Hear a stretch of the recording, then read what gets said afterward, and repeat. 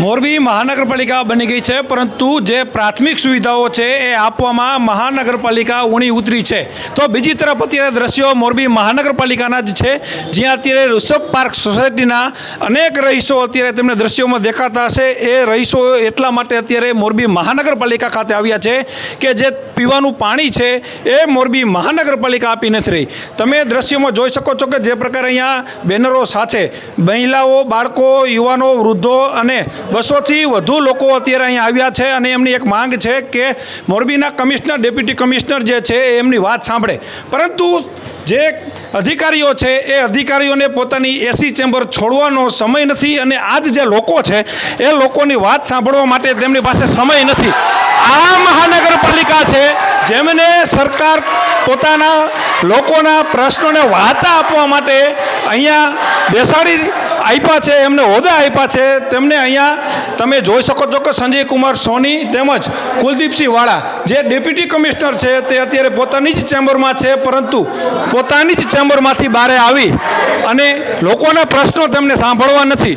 તો કયા પ્રકારની કામગીરી ડેપ્યુટી કમિશનર શ્રીઓ અહીંયા કરી રહ્યા છે એના ઉપર સવાલ ઉઠી રહ્યા છે.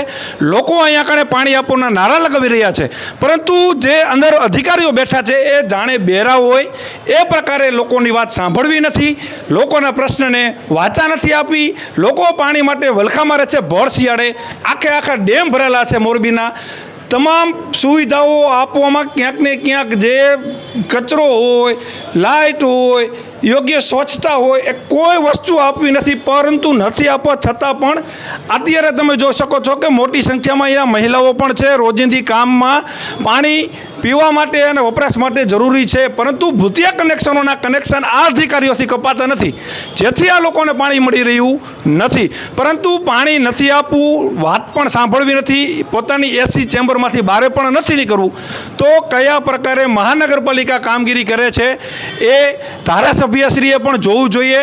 ફક્ત મત ટાણે ડેલીઓ ખખડાવતા હોય છે, પરંતુ જ્યારે લોકો અહીંયા મહાનગરપાલિકા કચેરી ખાતે પ્રશ્નાલય લઈને આવતા હોય છે ત્યારે આવા મોરબી મહાનગરપાલિકાના કમિશનર તો હાજર નથી, પરંતુ ડેપ્યુટી કમિશનરોને પોતાની ઓફિસમાંથી બહાર આવી અને લોકોના પ્રશ્ન પણ સાંભળવાનો સમય નથી. આ પ્રકારની કામગીરી મોરબી મહાનગરપાલિકાના અધિકારીઓ કરી રહ્યા છે.